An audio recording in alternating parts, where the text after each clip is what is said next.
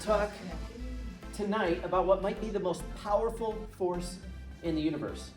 And I know that sounds like a big statement, but I think by the end of it you'll agree with me. This is one of the most powerful forces in the universe, and it's a force that we have access to, and it's a force that we can use.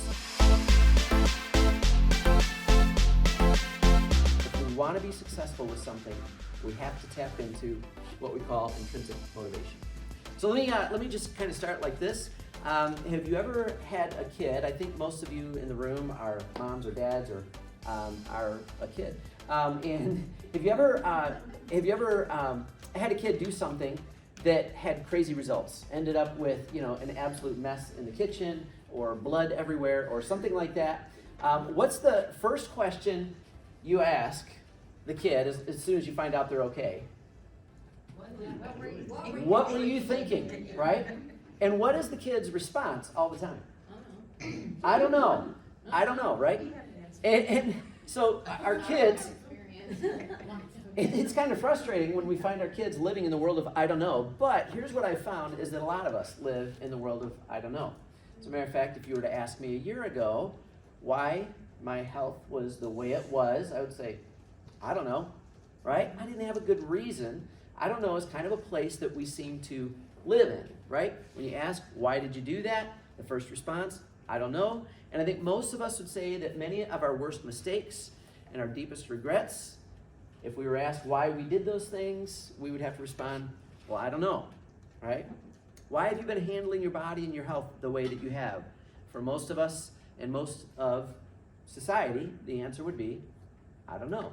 We have a tendency to live in this space. We live in I don't know land. And the problem is that when we live in I don't know land, we aren't anchored to anything solid, and we're not anchored to anything that's productive, right? So let me talk a little bit about how this plays out in things like politics. It's really extremely frustrating to me when I ask people, why did you vote the way you did?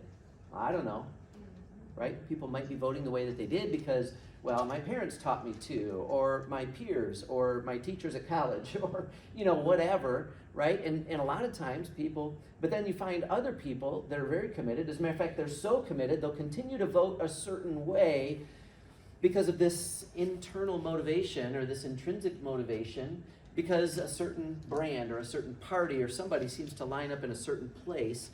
And the why becomes anchored to that intrinsic motivation, and so it can have a lot of effect on why we do the things that we do. Religion. Some people make a decision about what they believe based on deeply held convictions. I think that is the way it was done more often in the past, but a lot of times now I find that people make a decision about religion based on a moment in time, or an experience, or something that somebody said that was very intriguing, or maybe it was because I went to a church, or I went to a mosque, or I went to a place and I liked the way they treated me, and maybe it's because I liked the way the building looked or felt, or something like that, right?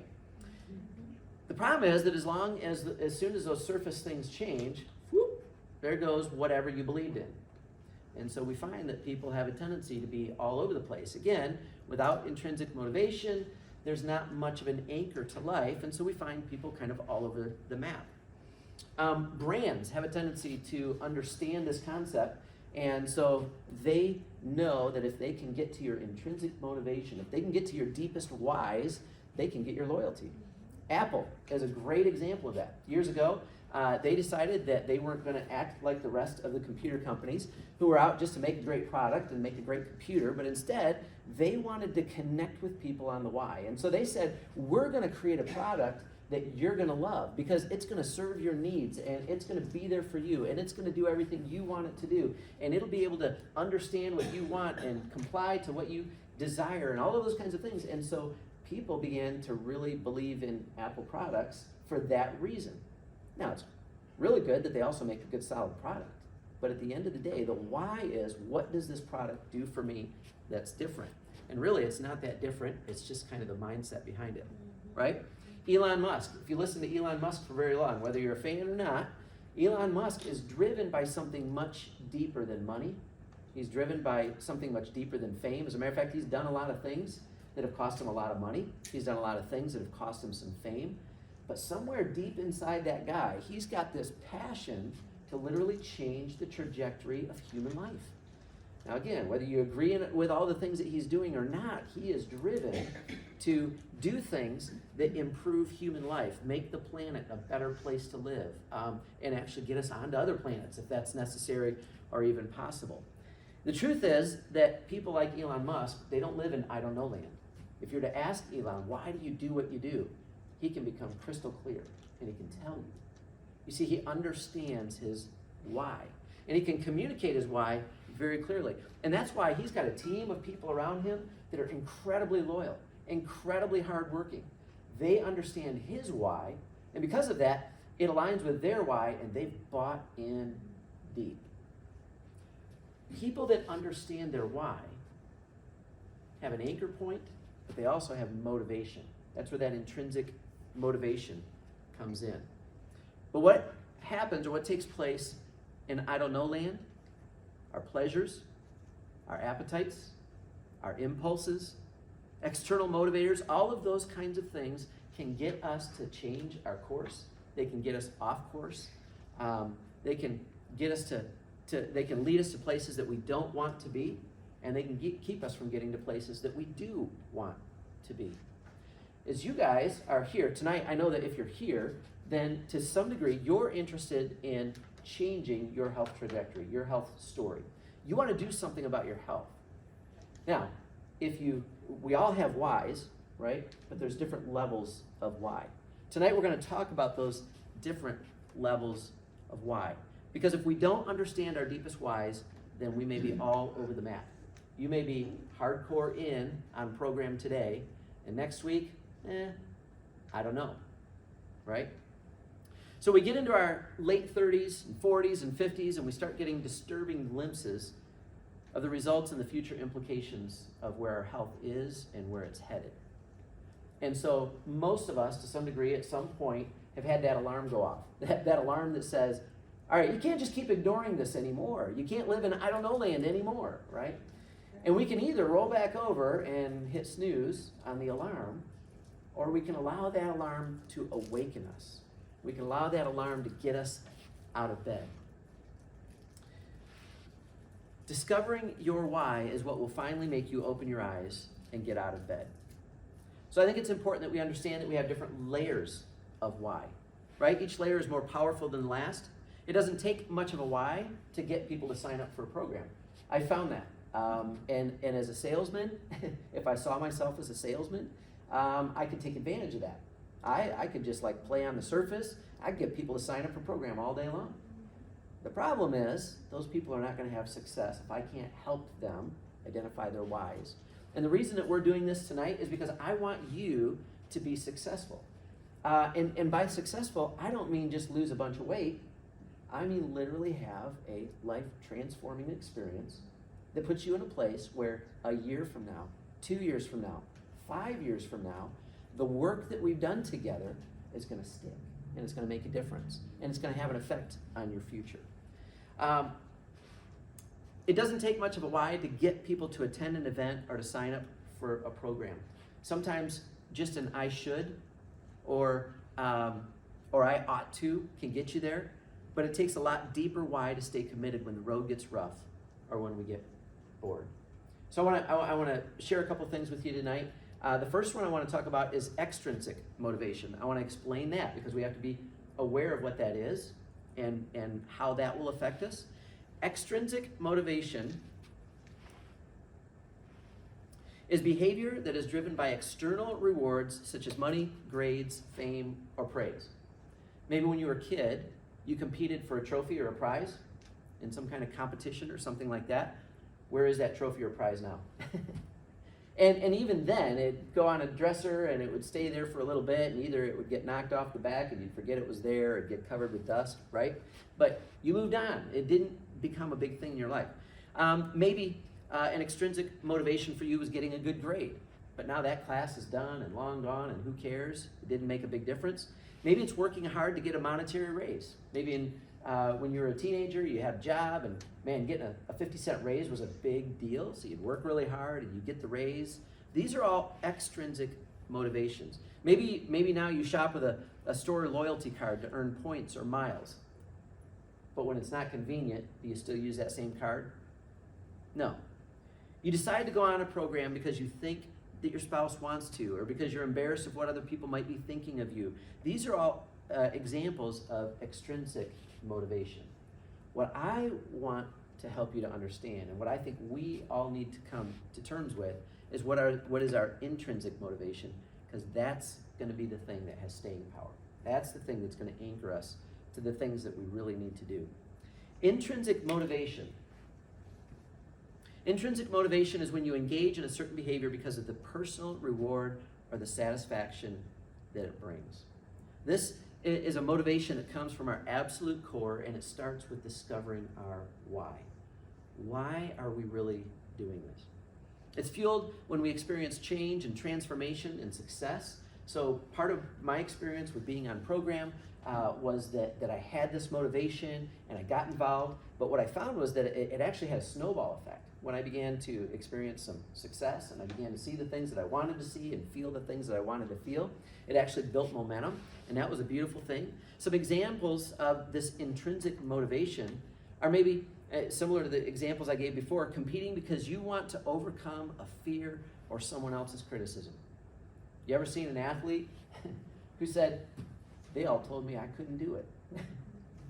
Man, it doesn't even matter what the prize or the trophy is. That athlete is motivated to get the job done. And they'll hold on to that for the rest of their life. They'll look back and say, I did that thing. I accomplished it, right? Maybe another example is studying because you believe it will prepare you for a career that you're passionate about. There's a difference between getting a good grade in English class in high school and then getting knowledge and understanding and a depth of understanding about something that you're really passionate about. Maybe working hard because you believe in the mission of the company that you're working for. When we're younger, we usually have hourly paid jobs or something like that, and maybe in some ways you have an hourly paid job right now and you're kind of like, I could take it or I could leave it. But if you become a part of an organization that you really believe in because you know that organization is making a difference in the world, man, you've got motivation, intrinsic motivation. Or maybe buying food that's more expensive, but you know it comes from local growers, so it helps people that you care about and is way more healthy for you. I've done that. I've paid more for something because of who it was connected to and because I believed in the people that I was getting it from. And so, when we buy things on Amazon, there's an extrinsic motivation right there, right? I'm going to save a little bit of money, but then there's other times where we say, I'm not doing Amazon. I want to do something because this product matters and it does something deeper, right?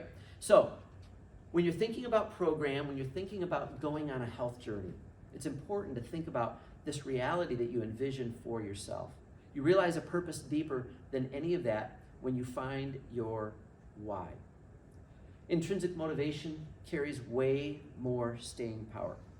It gives you much more energy and stamina, and it's about envisioning a different reality for yourself. It's not about doing it because somebody else thinks that you should, or somebody else keeps making comments, not even because your doctor says you should. How many people the doctor has said for years, you really need to take your health seriously. You need to lose some weight. Yes, doc. Yep, absolutely. All right, yep, thanks. Heck no. Just go out and live the same way. But at some point, right, we get to the place where we say, no, this is important for me. I've got a reason why I'm doing this and why I'm going to do this. We want to talk about that. We need to get to that place. It's about moving from your head to your heart, I know I should, to I really want to. Head motives are those that just make sense. Heart motives are the ones that move you. But our intrinsic motivation has to be developed. And that's one of the things that I've realized through this process of coaching, through years of ministry, the idea that we do not, as a society, we're not really very deep thinkers. At the end of the day, we kind of blow through our life, we blow through our days, we blow through different job opportunities and relationships and different things, and we're kind of going, and so we live in that I don't know land, right? Why do you do what you do? I don't know. I felt like it. The opportunity was there. So-and-so made me feel like I should, or whatever. But until we can discover this deeper why, we're going to struggle with that intrinsic motivation. So here's what I believe we've got to do. We've got to discover it, which means we've got to take some time with ourselves. We've got to take some time to think about this. We've got to take some time to pray about this. We've got to take some time to understand what's at the core of what's driving us, and if that really needs to change. Maybe the answer is no. I think when it comes to our health, for most of us, the answer is probably.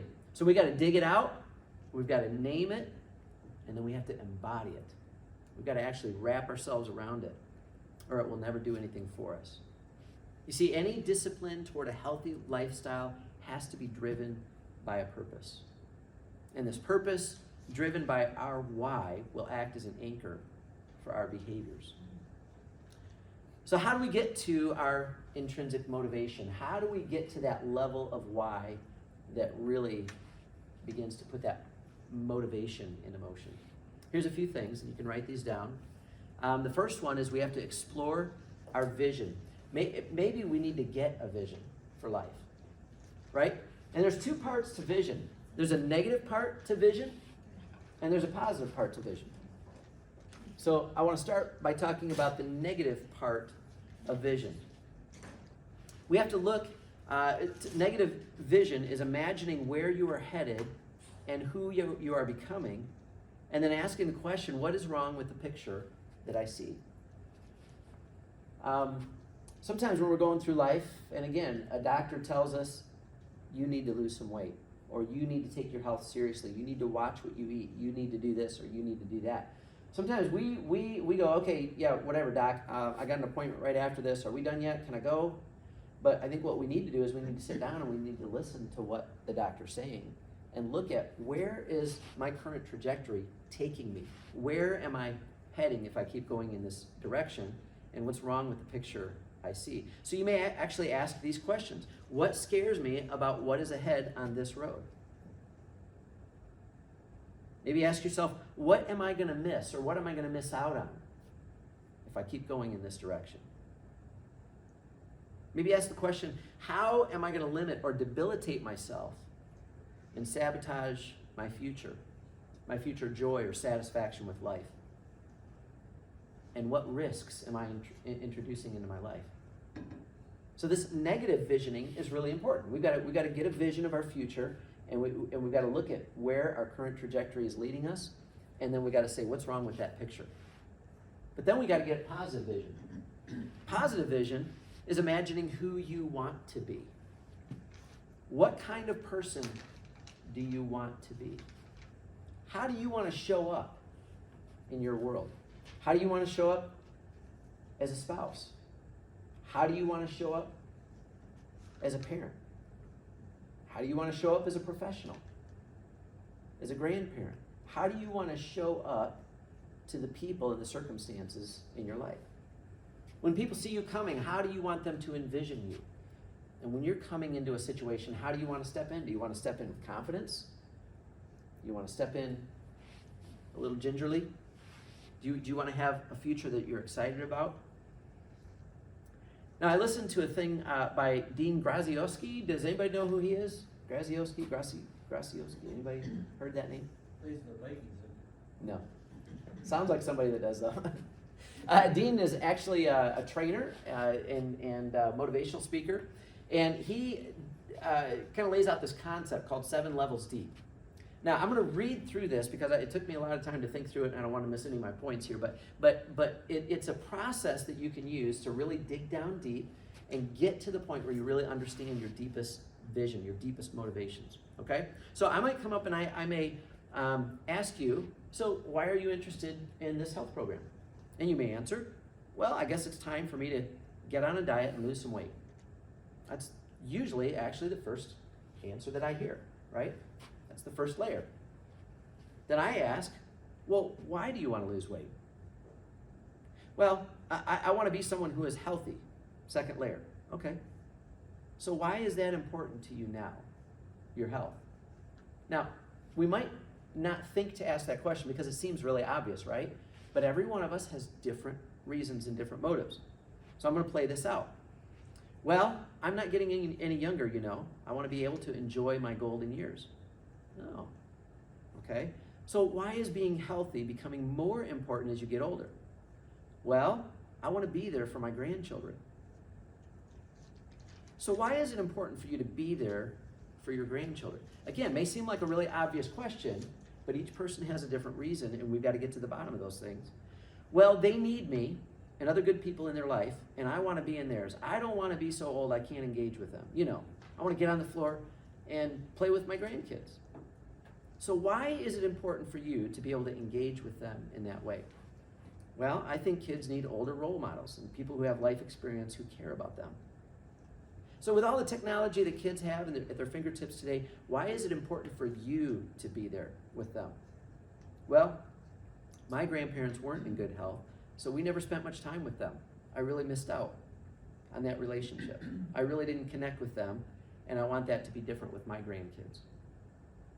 You see how that answer is a lot different than, yeah, sure, I want to lose some weight.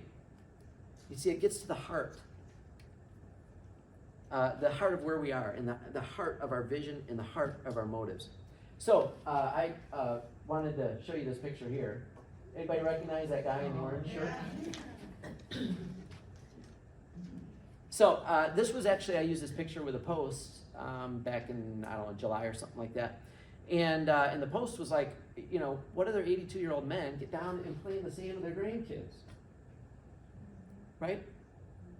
I think that's pretty cool. By the way, I didn't have a picture of my mom playing with the grandkids. She does the same thing, right? I have really good genes, and I'm really excited about that. But you know what I got to thinking this last couple of years? I don't want to jeopardize my health. I want to take advantage of those genes. And I want to be able to get in the sand and play with the kids when I'm 82 years old, right? So you see how that intrinsic motivation can be so much deeper and so much more profound when you get to that place? So you've got to picture where you want to be. Not what you think is possible, but what you want your future to look like. So you got to ask yourself some questions. What gets you excited about what you see? Who is there with you, and how is your relationship with them? What is your relationship to the activities that you want to enjoy? I know for me, I love being outside. I love running around. I love playing. I love sports. And at 52, I'm not ready to be done with that. I want to get out and play softball. I want to get out and play volleyball. I want to do that stuff. But I know that if I don't take care of my health, I might not be able to do that. How do you feel about yourself, your family, your finances, and your fun? Is the direction that you're going taking you toward or away from that future that you want, that you desire? What do your current limitations tell you about where you are headed? And what opportunities are you missing out on, or might you be missing out on? Now, I know you guys that are in this room have already been kind of thinking about some of these things. But I want to encourage you to think about them a little bit deeper and maybe even be able to write them down. Because the truth is, you cannot be what you cannot see. And I know a lot of people end their lives very small, with very small visions, very small dreams, very small, and they never are able to achieve what they really desire, what they deeply desire. I don't want that to be the case for you. So passion and vision can make you laser focused. Your why can give clarity for your vision. So here's what I want to do. What I'm gonna do for you guys is I'm gonna send you a copy of these notes, because I want to give you the ability. I know you guys have been writing some things down, but I want to give you the opportunity to go back later and just kind of like look at these things. Or maybe I should just send you the link to the video. What do you want? Both. Both? Okay. Amanda's brave. She'll just say it how it is, right? Because here's the thing. We can't do this tonight right here. It's just not the right setting. But I want you guys to take some time to work through these things, work through the vision pieces, work through the 7 layers questions, work through the why am I really doing this? Now, I've got to confess something. As I was getting ready for tonight, and it started like last Thursday, because I started working on this message last Thursday, I was like, I haven't done this yet. And I'm the coach, right? Now, I read about it in the life book several months ago, but I hadn't done it yet. Again, I was in this, I don't know, I'm doing whatever feels right next. So I spent some time, and I really dug down deep. And I wrote this out, and now this is hanging above my desk. This is right where I can see it. And I'm just going to let you guys read that.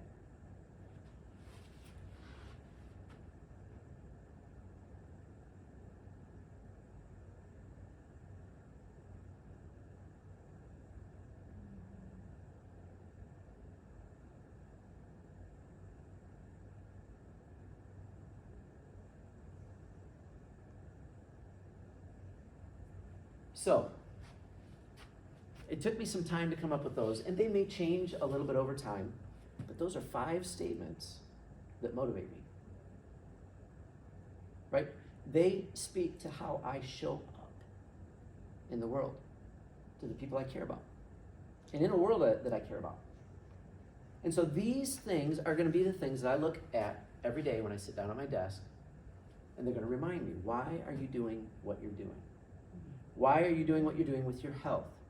Why are you doing what you're doing with your business? And I want these to be the things that motivate me. I don't want to be motivated because I got to put food on the table and I need more money. I want these things to motivate me, right? I don't want to be motivated to lose weight because other people seem to like the way somebody thinner looks. I want to feel good about myself. And when I look in the mirror, I want to be able to go, I like what I see.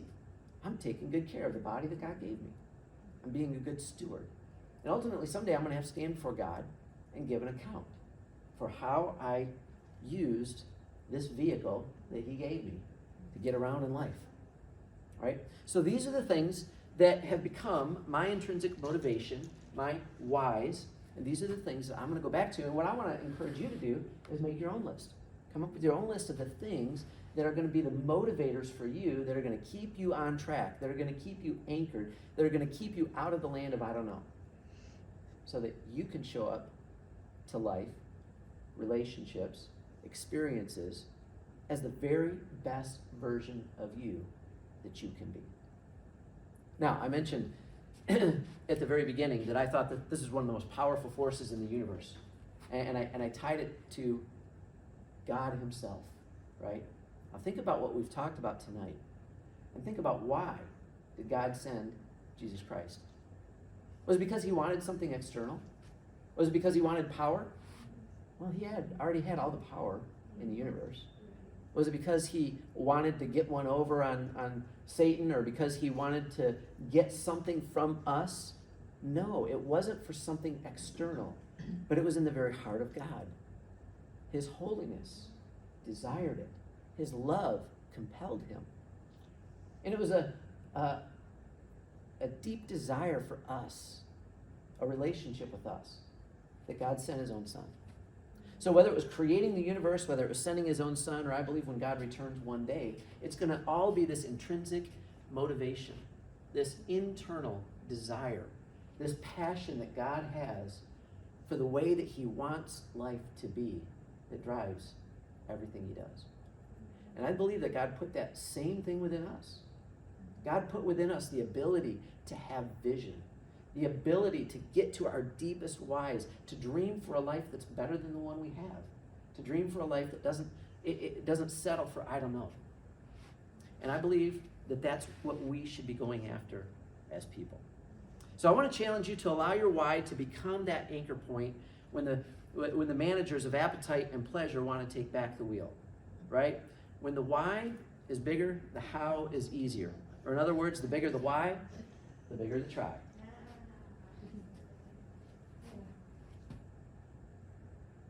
So, I think at this point, we all want to be successful in a health journey. The question is, how deeply do we want that? Have we been willing to, and have we taken the time to dig down deep enough to really get to the bottom of it, to be able to put together a list of whys that become our intrinsic motivation? And if not, let's do that. You don't have to do it this week necessarily. Like I said, it takes a little bit of time. But I think it's something very, very important that we could do that we should do.